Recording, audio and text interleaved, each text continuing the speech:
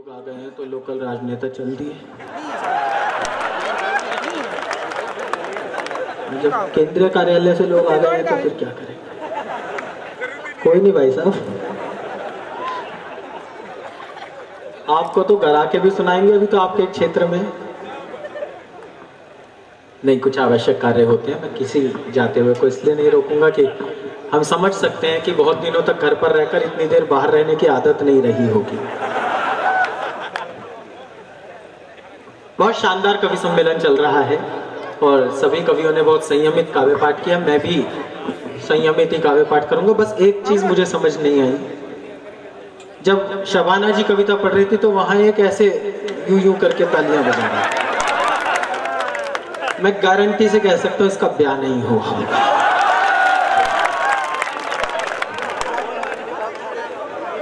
क्योंकि जिसका ब्याह हो जाता है उसका इतना ऊपर हाथ नहीं उठते। और बेटा अगर तेरा ब्याह हो गया होगा और फिर भी तैने ऐसी तालियां बजाई तो कल तू ऐसे ही लटका मिलेगा। मैं जानता हूं आदमी के साथ शादी के बाद क्या क्या होता है। मेरी 6 साल पहले हुई है। 6 साल में उसने मुझे इतना ज्ञान दे दिया जो ऋषियों को करोड़ों जन्मों की तपस्या के बाद प्राप्त हुआ। आप थोड़े जिंदा होकर बैठना। मेरी नई नई शादी हुई, मैंने अरुण जैमिनी जी को फोन किया, ये सीनियर पति हैं, हम मुझसे पहले से कष्ट झेल रहे हैं। मैंने इन्हें फोन करके पूछा, मैंने कहा भाई साहब मुझे कोई ऐसी टेक्निक बता दो कि मैं अपनी लुगाई का जन्मदिन कभी ना भूलूं। बात समझ आ रही है तो एक एक हाथ की तालियां चाहता हूं। मैंने कहा भाई साहब मुझे कोई ऐसी टेक्निक बता दो कि मैं अपनी लुगाई का जन्मदिन कभी ना भूलूं। बोले एक बार भूल जा।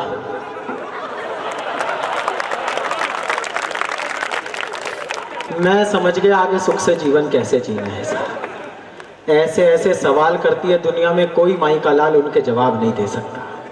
अभी पिछले दिनों मेरा जन्मदिन आया तो मुझसे पूछने लगी, जानू मैं तुम्हें बर्थडे पर क्या गिफ्ट दूं? मैं कहा तू मेरी बात सुन लिया कर, घर में हंस बोल कर रह लिया कर, कभी अतिथि घर आ जाए इनकी इज्जत कर लिया कर, इतना बहुत है।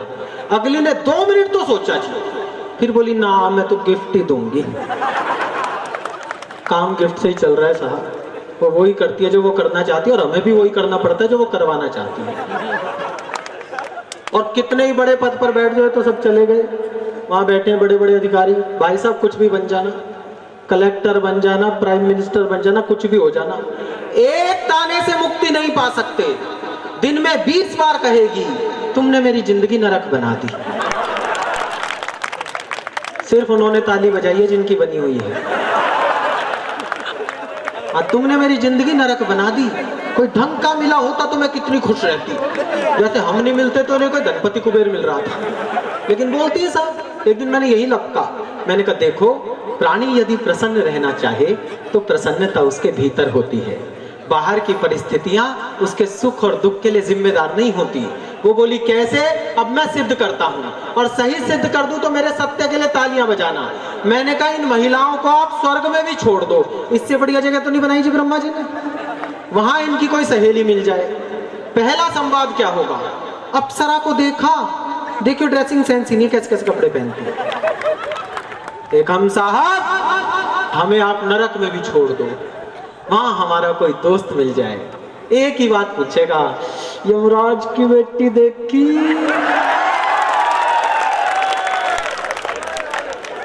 हम यमराज की बेटी में भी सुख ढूंढने वाले लोग साहब, कोई हमारा क्या बिगाड़ सकता है? ये सिर्फ महिलाओं के नखरे हैं।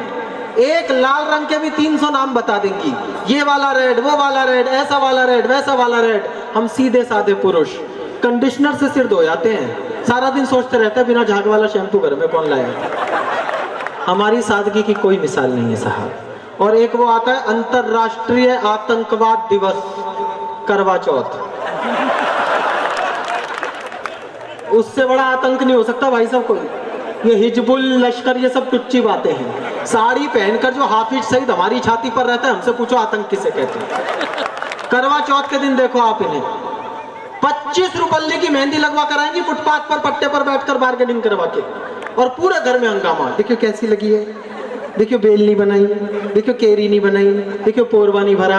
एक हम साहब 2500 रुपए की पी कर आएंगे, चुपचाप सो जाएंगे। इसे कहते हैं सादा जीवन उच्च विचार। हम तो सादगी में विश्वास रखने वाले लोग हैं। और आजकल एक नया टोटका निकाला है, जब इनका घूमने फिरने का मूड हो, जब इनका आउटिंग पे जाने का मूड हो, जब इनका पिकनिक मनाने का मूड हो, तो आध्यात्मिक बहाना ढूंढ के लाती है। मैंने वैष्णो देवी के दर्शन बोल रखे हैं, अगला मना नहीं कर सकता। एक दिन कटरा लेके जाएगा, 4 दिन खुद काटड़ा बन के पटनी टॉप घुमाता फिरेगा। मैं देश के सभी देवी देवताओं का हाथ जोड़कर धन्यवाद करता हूं, एक भी देवता विदेश में नहीं बसा। हाँ, वरना कभी भी कह सकती थी हमने लंदन वाले भैरू जी की जोत बोल रखी है। आदमी भैरू जी की जोत जलवाने के चक्कर में खुद बजरंगी हो लेता। लेकिन हम पति हैं साहब, हमें बड़ी से बड़ी चुनौती से जूझना आता है। ऐसी परिस्थिति में भी हम कष्ट में नहीं रहते। हम भी कभी भी बोल सकते थे हमने बैंकॉक वाली देवी के दर्शन बोल रखे हैं। मनुष्य आनंद लेना चाहे तो उसे कहीं भी मिल सकता है। लेकिन एक बात कहना चाहता हूं, इस संस्कार की राजधानी में खड़े होकर, आपके परिवार में अपने आप को खटाकर सिलबट्टे पर चटनी पीस कर जो आपके स्वाद लेकर आती है आपकी रसना पर, वो भूमिका निर्वाह करने वाली यही वो गृहिणी है जिसके कारण आज हमारे परिवार जिंदा है। और बहुत बातें महिलाओं के विषय में होती हैं। 3 पंक्ति की एक कविता पढ़ता हूं, अगर आपको लगे कि आपके संस्कारों में ये 3 पंक्ति की कविता घुली हुई है तो आपका समर्थन इस कविता के पक्ष में मांगता हूं कि मेरे पिता ने बचपन में मुझे कभी गुड़िया से नहीं खेलने दिया। मेरे पिता ने बचपन में मुझे कभी गुड़िया से नहीं खेलने दिया, ताकि मैं सीख सकूं कि लड़कियां खेलने की चीज नहीं है। ये हमारे वो संस्कार हैं जो मीडिया शायद हमें कभी नहीं सिखा पाएगा। हमारे आनंद का उत्सव इनके श्रृंगार से शुरू होता है और हमारी जिंदगी के सारे संस्कार इनकी पाठशाला से शुरू होते हैं। आप लोगों ने लॉकडाउन में काफी कष्ट झेला है, मैं आपको कष्ट नहीं झेलवाना चाहता। मैंने आपको पहले ही बताया था मैं छोटा काव्य पाठ करूंगा, मैं छोटा ही करूंगा। एक गीत विशेष सुनाता हूँ। अरुण सुनाओ। ये जो आप लोग मास्क लगाकर बैठे हैं, लॉकडाउन में जो जो कुछ हुआ, खबरें देखी आपने, सब कुछ देखा, बस एक गीत ढंग से सुन लेना वरना ज्यादा प्राण पी लूंगा। बहुत छोटा सा एक गीत सुनाता हूँ, लॉकडाउन का गीत। प्रशासन भी सामने बैठे, भाई सब लॉकडाउन में हुआ क्या क्या हमारे साथ। हम लोगों ने कहा कि हमें काम करना है, सरकार ने कहा नहीं करना है। हमने कहा हमें करने दो, बोले क्या करोगे करके। अब सरकार ने जो जो जवाब दिए, हमने कहा काम करने के लिए बाहर निकलने दो, सरकार ने नहीं निकलने दिया। कोई सी भी सरकार, पूरी दुनिया की सरकारें, सबने अपनी अपनी जनता के साथ यही किया। बस गीत से जुड़ना, मंच पहली बार सुनेगा कि किसने बोला काम करो, घर बैठो आराम करो। किसने बोला काम करो, घर बैठो आराम करो। तो मैंने पूछा वो घर बैठ के क्या करें। अब जवाब सुनिए, जुड़िएगा गीत से कि किसने बोला काम करो, घर बैठो आराम करो। कितना कुछ है मुमकिन देख, घर पर बैठ बुलेटिन देख। खबरों से कर टाइम पास, कितने हैं अच्छे दिन देख। भूख लगी हो खबरें खा, खबरों से ही प्यास बुझा। दिन भर अखबारों को पढ़, फिर अखबारों पर सो जा। दिन भर अखबारों को पढ़, फिर अखबारों पर सो जा। खबरों पर विश्राम करो, घर बैठो आराम करो। किसने बोला काम करो, घर बैठो आराम करो। तो हमने कहा जी हमें बाहर जाके काम धंधा करना है, रोटी कहां से खाएंगे, पैसा नहीं बचेगा तो क्या करेंगे। फिर सरकार ने जवाब दिया कि बाहर काफी गर्दी है, गर्मी बारिश सर्दी है। 2 रोटी के चक्कर में तूने आफत कर दी है। दाम बढ़ेंगे बढ़ने दे, रोग चढ़ेंगे चढ़ने दे। तंत्र मलाई खाएगा, तू बस खुद को कढ़ने दे। तंत्र मलाई खाएगा, तू बस खुद को कढ़ने दे। हर सपना नीलाम करो, घर बैठो आराम करो। किसने बोला काम करो, घर बैठो आराम करो। माना तेरी आदत है, व्यंग्य पढ़ रहा हूं, और अगर ये व्यंग्य सच्चा हो तो सारे राजनीतिक चोले उतार कर एक एक हाथ लोकतंत्र के समर्थन में उठे कि माना तेरी आदत है, लेकिन लेकिन बाहर दहशत है, तुझको जिंदा रखना है, तेरी अभी जरूरत है। भाषण हो तो बाहर जा, रैली में नारे लगवा, नेताजी को वोट दिला, फिर मरता हो तो मर जा। नेताजी को वोट दिला, फिर मरता हो तो मर जा। ऐसे उम्र तमाम करो, घर बैठो आराम करो, किसने बोला काम करो, घर और अंतिम बंद पढ़ रहा हूं। ये इशारा जनता की ओर है। कोई भी लोकतंत्र तब निरंकुश होता है जब जनता मौन रहना सीख लेती है। आपकी ओर इशारा करता हूं और आपके लोकतंत्र को जागृत करता हूं कि किसने बोला काम करो, घर बैठो आराम करो। दुखड़ा गाकर क्या होगा, सच दिखला कर क्या होगा, गूंगी बहरी जनता को गीत सुनाकर क्या होगा। हम ऐसे फरियादी हैं, हर शोषण के आदी हैं, भीतर दह के अंगारे, बाहर गांधीवादी हैं। भीतर दह के, इन दो तालियों को सलाम करता हूं, आप लोगों ने लोकतंत्र का समर्थन किया, कि भीतर दह के अंगारे, बाहर गांधीवादी हैं। भीतर दह के अंगारे, बाहर गांधीवादी हैं।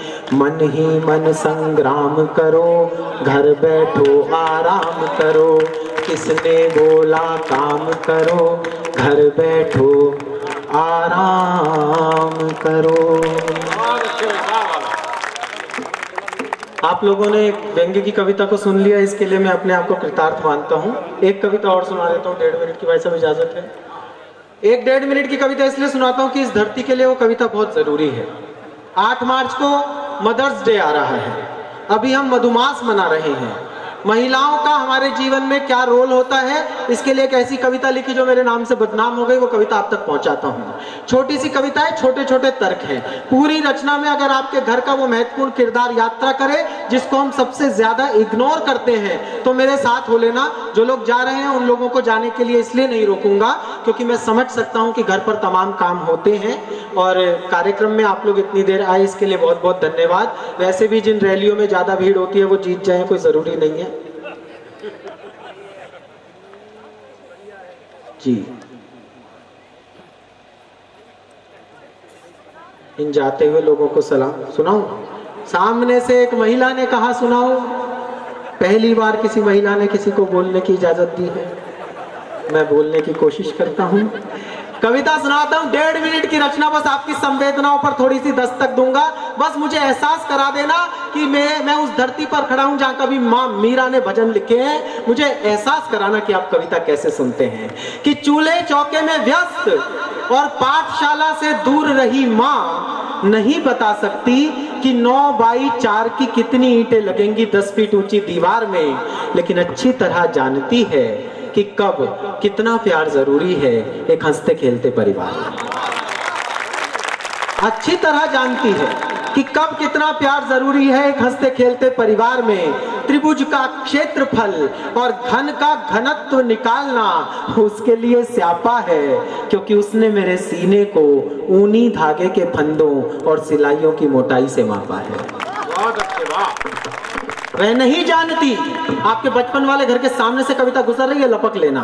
वह नहीं जानती कि ए को सी बनाने के लिए क्या जोड़ना या घटाना होता है, लेकिन अच्छी तरह समझती है कि भाजी वाले से आलू के दाम कम करवाने के लिए कौन सा फार्मूला अपनाना होता है।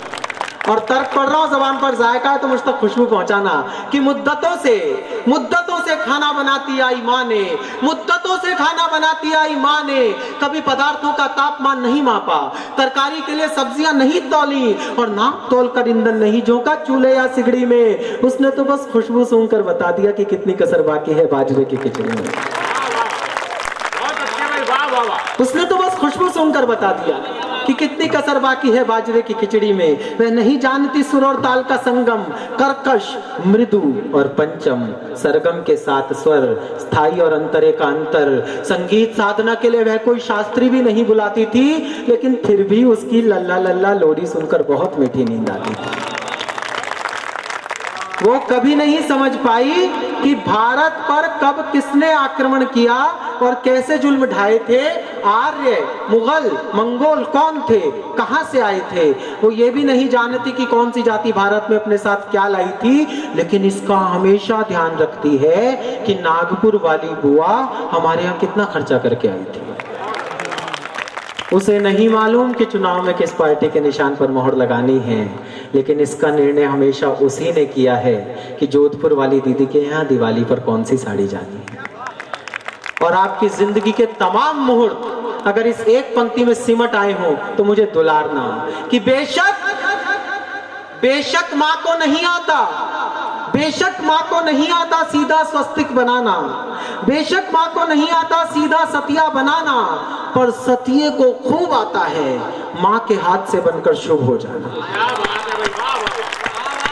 सतिये को खूब आता है माँ के हाथ से बनकर शुभ हो जाना। एक दृश्य बुनता हूँ, शाम को जब बाबूजी घर लौटते हैं, माँ से उनका साक्षात्कार होता है, उस एक पल में वो चार आंखें जो दो बातें करती हैं, वो एक पंक्ति में बुनकर आप तक पहुंचाता हूँ कि मेरी अनपढ़ माँ वास्तव में अनपढ़ नहीं है, मेरी अनपढ़ माँ वास्तव में अनपढ़ नहीं है, मेरी अनपढ़ माँ वास्तव में अनपढ़ नहीं है।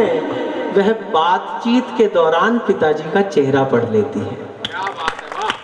मेरी अनपढ़ माँ वास्तव में अनपढ़ नहीं है, वह बातचीत के दौरान पिताजी का चेहरा पढ़ लेती है, झगड़े की संभावनाओं को भांपकर बात की दिशा मोड़ सकती है, काल, पात्र और स्थान के अनुरूप किसी भी बात को खूबसूरत मोड़ पर लाकर छोड़ सकती है। दर्द होने पर हल्दी के साथ दूध पिला पूरे देह की पीड़ा को मार देती है, और नजर लगने पर रुई की बाती सरसों के तेल में भिगो नजर भी उतार देती है। अगरबत्ती की खुशबू से सुबह शाम सारा घर महकाती है, और बिना काम किए भी हम रात को थक कर सो जाते हैं। माँ सारा दिन काम करके भी हमारी चिंता में सो नहीं पाती है।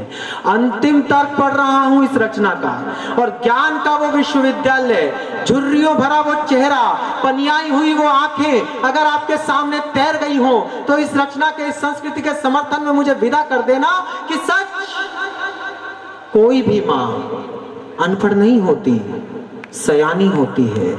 सच कोई भी माँ अनपढ़ नहीं होती, सयानी होती है, क्योंकि बहुत सारी डिग्रियां बटोरने के बावजूद बेटियों को उसी से सीखना पड़ता है कि गृहस्थी कैसे चलानी होती है, गृहस्थी कैसे चलानी होती है, गृहस्थी कैसे चलानी होती है। बहुत बहुत धन्यवाद, आप लोगों ने मुझे बर्दाश्त कर लिया। आइए अब मैं उसे बुलाता हूँ जिसने हम सबको बुलाया है। अशोक चारण इस धरती का वो महनीय पुत्र है जिस पर एक दिन राजस्थान की धरती फख्र करेगी, जिस पर आज पूरा देश फख्र कर रहा है। अशोक ने बहुत कम समय में, जब ये दौर चल गया था कि वीर रस की कविताएं लिखने के लिए पाकिस्तान को कोसना जरूरी हो गया है, ऐसे में उसे लगा कि दूसरे को गाली देकर उसकी लकीर छोटी करने से ज्यादा जरूरी काम होता है कि हम अपने शौर्य की लकीर को बड़ा करें। अशोक ने वो परंपरा निभाई। अशोक उस महनीय परंपरा से आता है। अशोक को इन चार पंक्तियों के साथ बुलाता हूँ। बहुत लाडला कवि है, बहुत प्यारा कवि, और कवि करता क्या है कि उसे काटा गया, रौंदा गया, पीसा गया हरदम, सबक गेहूं से लेना क्यों ये दुनिया भूल जाती है। किसी भूखे की खातिर देखिए किरदार रोटी का, दहकते कोयलों पर भी खुशी से फूल जाती है। जिसके पास दूसरों के लिए कोयले पर फूलने का सलीका है, एक बार अपने आंगन की तुलसी को जोरदार तालियों से स्नेह देकर बुलाइए। मैं उसका नाम पुकार रहा हूं, अशोक चारण।